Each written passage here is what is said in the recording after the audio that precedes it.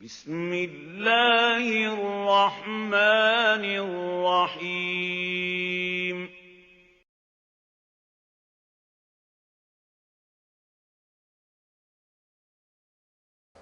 تو ان اول بیت وضع للناس للذی ببکہ تھا. اب یہاں خاص طور پر نوٹ کیجیے اول بیت، پہلا گھر. اس سے ثابت ہوتا ہے، میں آج نوٹ کر کے لایا ہوں جو مراحل ہیں اس گھر کے، تاریخ کے جو مرحلے ہیں اور اس کے جو ادوار ہیں.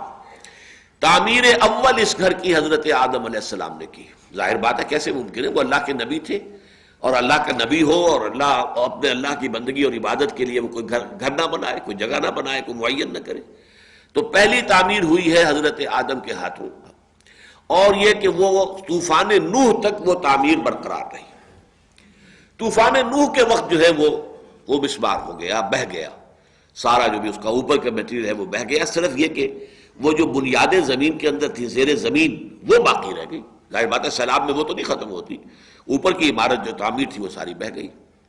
تو پھر تعمیر ثانی جو کی ہے وہ ان بنیادوں پر حضرت ابراہیم اور اسماعیل نے دوبارہ اٹھایا ہے.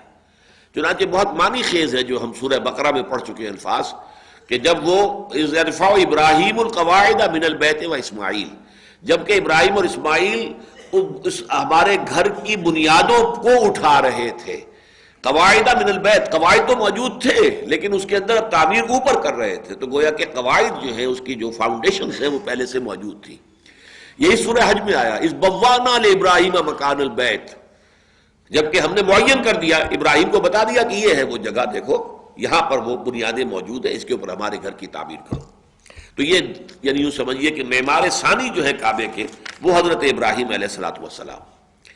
اس کے بعد پھر یہ درمیان میں کسی اور حادثے سے یہ گھر مسمار ہو گیا، تو پھر قبیلہ جرہم جو آ کر آباد ہوا ہے وہاں حضرت اسماعیل ہی کے زمانے سے، پھر انہوں نے اس کی تعمیر کی اثر نو. پھر اس کے بعد یہ کہ حضور صلی اللہ علیہ وسلم کا جب بالکل ابتدائی دور ہے زندگی کا، اوائل عمر میں یہ پھر گر گیا تھا. تو اس زمانے میں قریش نے پھر اس کی تعمیر کی ہے، لیکن یہ کہ ان کے پاس سامان تعمیر قدر کم تھا، تو انہوں نے ایک حصہ باہر چھوڑ دیا. چھت پوری کی پوری کو چھت ڈالنے کے لیے سامان نہیں تھا، تو حتیم کا حصہ باہر رہ گیا. یہ حتیم جو اب بھی ہے، جو آباد جاتے ہیں، جو بھی گئے ہیں عمرے یا حج کے لیے، تو ایک دیوار سی بنی ہوئی ہے، وہ یہ ہے کہ وہ علامت ہے اس کی کہ یہ حصہ بھی یہ در حقیقت بیت اللہ کا حصہ تھا، لیکن اس میں ان کے پاس کیونکہ سامان کم تھا.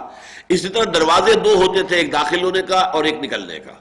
انہوں کے پاس سامان کم ہوگا دروازے کو بنانے کے لیے، تو انہوں نے دروازہ بھی ایک ہی رکھ دیا اور دروازہ اونچا کر دیا تاکہ ہر شخص ہر وقت اس میں داخل نہ ہو. اس کے اندر داخلہ جو ہے وہ اہتمام کے ساتھ خواہ مخصوص اوقات ہی میں ہو. تو یہ کیفیت اس گھر کی تھی حضور کے زمانے میں صلی اللہ علیہ وسلم. جب حضور نے مکہ فتح کر لیا تو حضرت عائشہ رضی اللہ تعالی عنہا سے یہ روایت موجود ہے کہ حضور نے فرمایا کہ میرا جی چاہتا ہے کہ میں اس کعبے کو گرا کر اور میں اثر نو اس کی پوری جو بنیاد ہے اس کے اوپر اس کی تعمیر کر دوں، لیکن مجھے اندیشہ ہے ابھی تیری قوم کہا، یعنی قریش، حضرت، حالانکہ وہ حضور کی بھی قوم تھی، حضرت عائشہ کی بھی قوم تھی، لیکن یہ جو آپس میں ایک محبت بھرا انداز ہے کہ شوہر بیوی سے کہ تیری قوم، کہ تیری قوم کا مجھے اندیشہ ہے کہ وہ ابھی ایمان لائی ہے، نو مسلم ہیں، ابھی وہ لوگ فتح مکہ کے بعد ایمان لائے تھے، تو کہیں ان کی کوئی یعنی ان کے اندر اس کی وجہ سے کوئی ایسی کیفیت پیدا نہ ہو جائے کہ وہ الجھ پڑے اور وہ خام خواہ جو ہے مشتعل ہو جائیں کہ انہوں نے یہ کعبے کو گرانے کا مسئلہ کر دیا ہے. اس لیے کہ کعبے کو گرانا، تعمیر تو اثر نو ہوگی، تو گفت رومی ہر بنائے کونا کعباداں کنند، تو نہ دانی اولاں تعمیر را ویراں کنند. نئی تعمیر کے لیے ایک دفعہ تو گرانا پڑے گا، تو یہ گرانا جو ہے کہیں ایسا نہ ہو کہ ان کے احساسات کے لیے ناقابل برداشت ہو جائے. لیکن اس کے بعد پھر جب حضرت امیر معاویہ رضی اللہ تعالیٰ عنہ کے انتقال کے بعد عبداللہ ابن زبیر نے اپنی حکومت قائم کی ہے، جو 6 سال قائم رہی حجاز میں.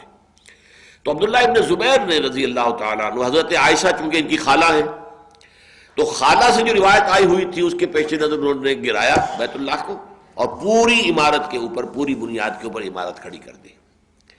لیکن بنو امیہ تھے ان کے دشمن. جب حضرت عبداللہ ابن زبیر جو ہے وہ شہید کر دیے گئے اور ان کی حکومت جو تھی 6 سالہ حکومت ختم ہو گئی، تو پھر حجاج ابن یوسف نے پھر ان کے بنائے ہوئے گھر کو پھر گرایا اور پھر وہاں پر اثر نو وہی کہ جو قریش کا تھا حضور کے زمانے میں، جس بنیاد پر اور جو پر تعمیر آج تک موجود ہے، اس کو قائم کر دیا. اس کے بعد جو ہے بعض لوگوں نے چاہا کہ پھر اس کو گرا کر پھر مکمل اپنی اصل بنیاد پر تعمیر کرے. لیکن حضرت امام مالک ابن انس رضی اللہ تعالی عنہ، جنہیں ہم کہتے ہیں امام دار الہجرہ، انہوں نے فتویٰ دیا کہ یہ بار بار کا گرانا بنانا ٹھیک نہیں ہے، اب جہاں ہے وہ ٹھیک اسی طرح پر رہنے دیا جائے. وہ دن اور آج کا دن بالکل اسی بنیاد پر اسی تعبیر کے ساتھ خانہ کعبہ موجود ہے. بلکہ اس کے بعد تو آپ کو معلوم ہے کہ کوئی بہت سے حوادث اس پر آئے ہیں، لیکن اللہ تعالیٰ نے تاحال اس گھر کو بچایا ہوا ہے.